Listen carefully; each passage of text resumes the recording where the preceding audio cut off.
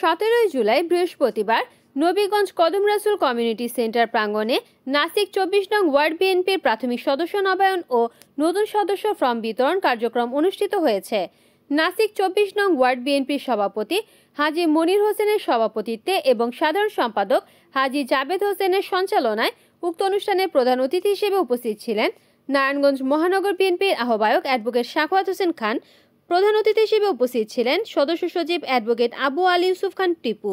বিশেষ অতিথি হিসেবে উপস্থিত ছিলেন নারায়ণগঞ্জ মহানগর বিএনপির সিনিয়র যুগ্ম আহ্বায়ক অ্যাডভোকেট মোহাম্মদ জাকির হোসেন, যুগ্ম আহ্বায়ক মনির হোসেন খান, যুগ্ম আহ্বায়ক ফাতেহ রেজা রিপন, বন্দর থানা বিএনপির সভাপতি হাজী শাহিন শাহ আহমেদ, সাধারণ সম্পাদক নাজমুল হক রানা। অন্যান্যদের মধ্যে আরও উপস্থিত ছিলেন নাসিক 24 নং ওয়ার্ড বিএনপির সহসভাপতি সালাম, যুগ্ম সাধারণ সম্পাদক মোহাম্মদ মুসা সহ উপস্থিত ছিলেন বিএনপি এবং অঙ্গ সংগঠনের নেতাকর্মীরা।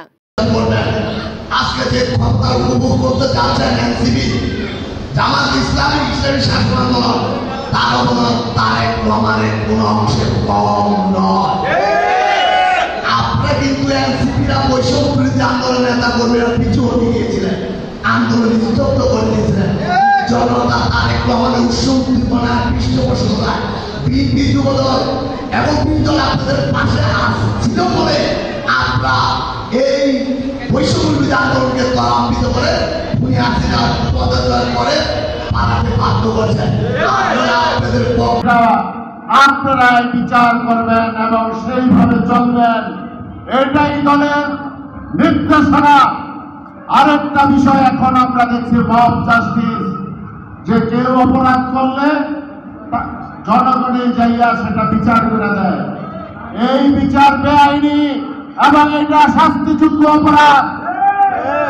কোন মব জাস্টিসের স্থান নারায়ণগঞ্জে নাই। যদি কেউ অপরাধ করে তাকে ধরে আপনারা শান্তিপূর্ণভাবে পুলিশের কাছে হস্তান্তর করবেন।